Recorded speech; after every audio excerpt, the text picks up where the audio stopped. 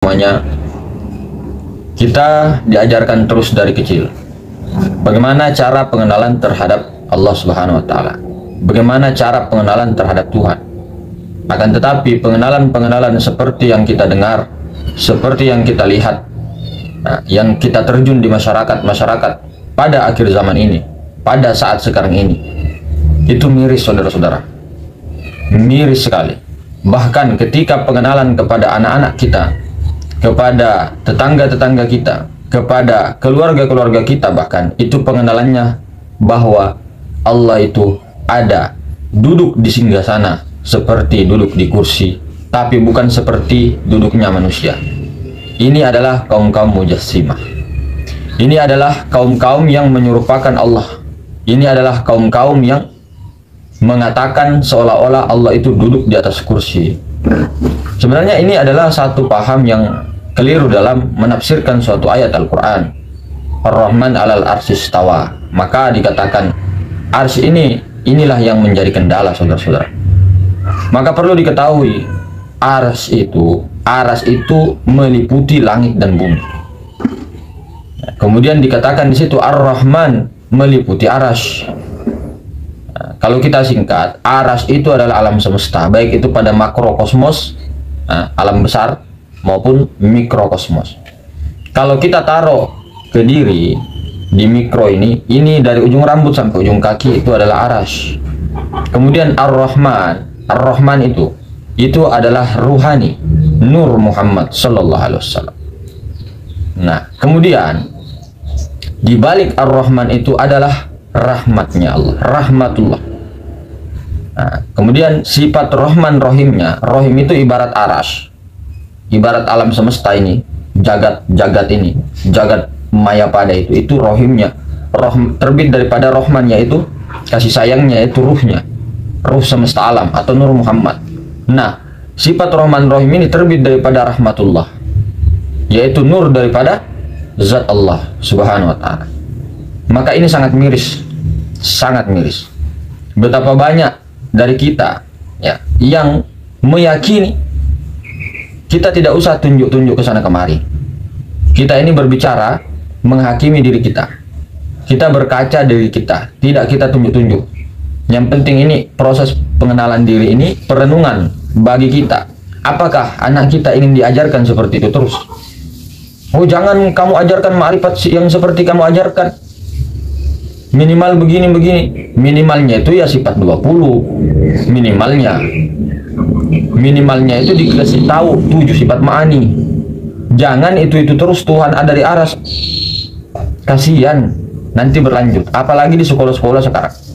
Di sekolah-sekolah kita, mungkin kita bisa ingat dari kita mulai SD diajarkan tauhidnya seperti apa. Agama 1 kali seminggu, ya kan? Nah, tauhid 1 kali seminggu. Nah, di tempat mengaji juga jarang dibahas. Anak-anak kecil ini rata-rata membahas Allah itu ada di aras. Nah, ini yang menjadi ini, saudara-saudara, polemik. Jadi kita risaukan. Jangan bahas kamu ma'rifat begini terlalu ketinggian, Mas. Pak, Bu, awaluddin ma'rifatullah. Ma'rifat itu awal, dasar. Namanya dasar itu paling, siapa yang bilang ilmu paling tinggi? Ini tuh ilmu paling rendah, paling dasar, paling dulu, awal, tahap awal itu. Kalau kita mau belajar naik sepeda itu loh, kita harus tahu dulu sepedanya. Tahu dulu sepedanya kayak apa bentuknya sepedanya. Baru kita betul-betul tahu, oh ini namanya ban, oh ini namanya rem, oh ini namanya oli, ini namanya rantai, oh ini namanya setir, oh ini namanya pedal. Nah, sama dengan motor begitu juga, harus diketahui dulu. Nah, baru setelah diketahui, dipakailah, belajar kan dengan toriko itu, jalan pelan-pelan. Nah, baru bisa, syariatnya mantap kan? Seperti itu sebenarnya. Jadi siapa yang bilang mengatakan ini ilmu paling tinggi? Justru ini ilmu dasar yang memang kita harus betul-betul pegang, yang dimana nenek moyang daripada semua para nabi, para rasul, yaitu Nabi Ibrahim alaihissalam, itu bapaknya tauhid. Nah, maka jangan sampai kita terutama keluarga kita berkeyakinan seperti itu. seminimal-minimalnya tahu yang sebenarnya itu. Tidak kita arahkan kepada yang di langit ketujuh. Apalagi duduk di atas kursi, subhanallah. Ini banyak saudara-saudara, anak SMP, anak SMA, bahkan kuliah. Bahkan gurunya juga yang mengajarkan tauhid, begitu juga rata-rata di SD. Ini adalah kerisauan, krisis tauhid. Cobalah bayangkan saudara-saudara. Maka kita itu dua kalimat syahadat itulah kunci sebenarnya. Disitulah adalah kunci pembuka, kunci gerbang keislaman. Nah, kunci Islam yang sebenarnya di situ.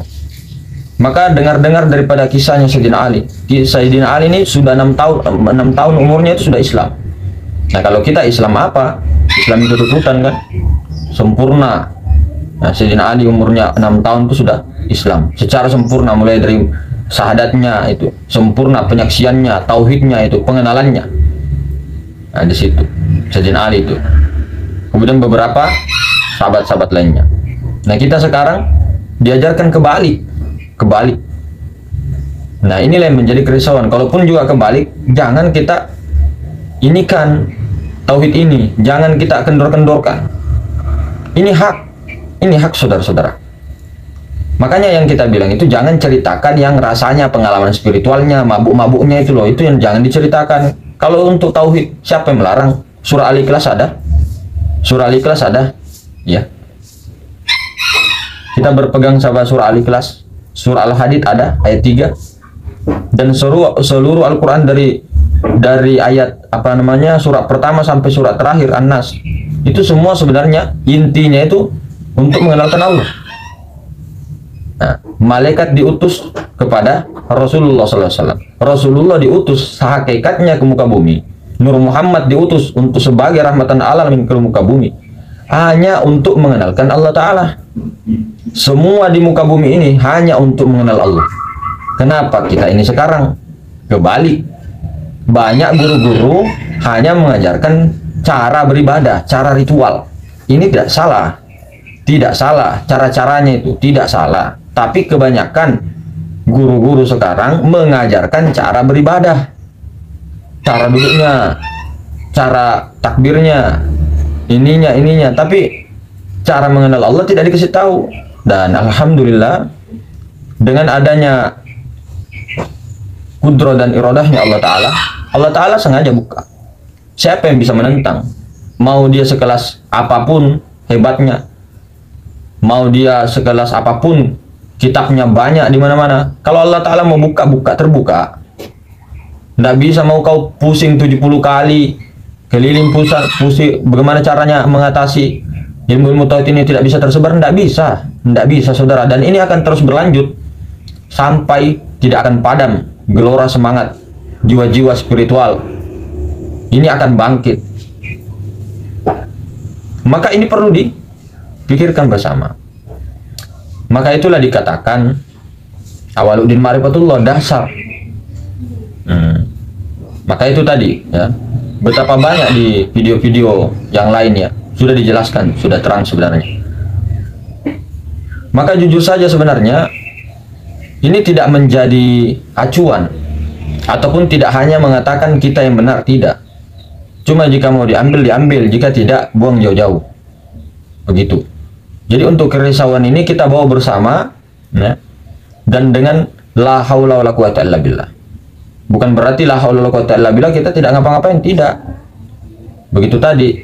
Yang penting kita sadar bahwa sesungguhnya yang punya kudroh iradah itu illa billah, hanyalah Allah. Nah, begitu. Meskipun mau berkehendak, mau berkuasa, mau berjalan, mau apapun itu, mau berpikir, mau apapun itu adalah semua adalah sifat-sifatnya Allah. Semua adalah kehendak Allah. Maka fanakan diri sebelum berritual, sebelum beribadah. Apa itu fana? Apakah hancur lebur semua batang-batang tubuh kita semua? Tidak. Bukan itu. Fana itu munculnya kesadaran akan akunya Allah, kesadaran tentang akunya Tuhan, akunya Allah itu. Maka jangan pernah lagi menyembunyikan tentang tauhid totalitas. Ini penting saudara-saudara. Minimal sampai situ, minimal mengetahui yang mana zat, yang mana sifat, yang mana asma, yang mana afal. Minimal mengetahui la ilaha illallah itu la itu kosong, ilaha itu titik, illallah itu alif. Dan praktekkan, mesrakan terus. Itu saja kunci utama itu. Miftahul jannah la ilaha illallah. Tidak ada yang nyata melainkan Allah. Hanya Allah yang wujud. Wujud itu sifat Allah. Wujud itu sifat Allah. Yang ada itu si wujud. Kita dibilang mau menyekutukan Allah, mau mengaku-ngaku Tuhan, musyrik, syirik akbar. Siapa yang musyrik? Ini saya tidak berbicara kepada orang, ini berbicara kita sendiri. Kita ini seperti marah-marah dengan ini sendiri. Bukan marah-marah, ini sebagai contoh saja, saudara-saudara. Siapa yang musyrik? Justru orang yang paling musyrik itu adalah merampas, merampok, mencuri haknya Tuhan. Sebenarnya yang mau dikatakan syirik-syirik itu kalian yang menyembah berhala, kalian-kalian yang menyembah angan-angan, kalian-kalian, kita-kita ini yang pernah menyembah patung-patung berhala, yang menyembah diri. Waquduhan nas wal hijarah. Maka di neraka itu bahan bakarnya manusia dan batu. Bukan mau jadi Tuhan, justru ini mau mengembalikan haknya Tuhan. Nah, kalian merampas, mencuri. Ngomong-ngomongin orang mencuri, tapi kamu pencuri. Mencuri haknya Allah, mencuri jubahnya Allah, mencuri semua daripada Allah. Nah, seperti itu. Jelas-jelas sifat wujud. Yang wujud itu si wujud, yang ada itu si wujud. Kita ini mungkin wujud, wujud majasi. Begitu saudara-saudara. Jadi ini penting untuk dipikirkan juga. Dipikirkan, tapi bukan berarti kita itu harus begini-begini, bukan nafsu lagi. Dudukan saja dalam kesadaran. Bangkitkan ini gelora tauhid ini. Di mana-mana tauhid, persatuan. Seluruh manusia tunggal, seluruh alam tunggal. Jadikan semua Nur Muhammad. Lalu saksikanlah di situ. Di mana-mana lihat ini Nur Muhammad, lihat diri Nur Muhammad, lihat itu Nur Muhammad. Ini Nur Muhammad. Nah, begitu supaya totalitas, tidak ada lagi kata-kata itu. Perpecahan di mana-mana dan sebagainya. Tapi ini kita memang harus mulai dari awal pergerakan-pergerakan itu. Minimal pergerakannya itu tauhid kepada ku anfusikum alaikum naro, kepada diri dan keluarga. Bukan kita ngomong banyak-banyak, enggak perlu ngomong banyak-banyak, intinya saja kosong titik alif itu. Itu aja. Kasih tahu saudara kita, kasih tahu ibu kita, kasih tahu ini. Itu saja. Kalau yang masalah rahasia-rahasia ini enggak perlu. Kita juga belajar marifat, enggak perlu kita punya kitab banyak, enggak perlu kita punya pemahaman banyak, harus tahu ini rahasia-rahasia. Enggak, inti saja Nur Muhammad, Nur Allah kenal itu sudah, ambil sudah. Bungkus, jangan bungkus sudah itu. Kalau sudah tahu Nur Muhammad, Nur Allah itu bungkus. Kalau sudah tahu Allah, Nur Muhammad itu bungkus. Itu saja, pegang saja itu, gigit itu sampai mati. Itu saja, pegang saudara-saudara. Berani kita bertanggung jawab kalau itu salah itu. Sudah, baru jalankanlah syariat dengan biasa-biasa saja, atau dengan semangat menggelora, tapi dengan kesadaran itu Nur Muhammad, Allah Nur Muhammad. Nah, tuh. Ya, mungkin begitu saudara, singkat ini, lebih dan kurangnya dimaafkan. Assalamualaikum warahmatullahi wabarakatuh.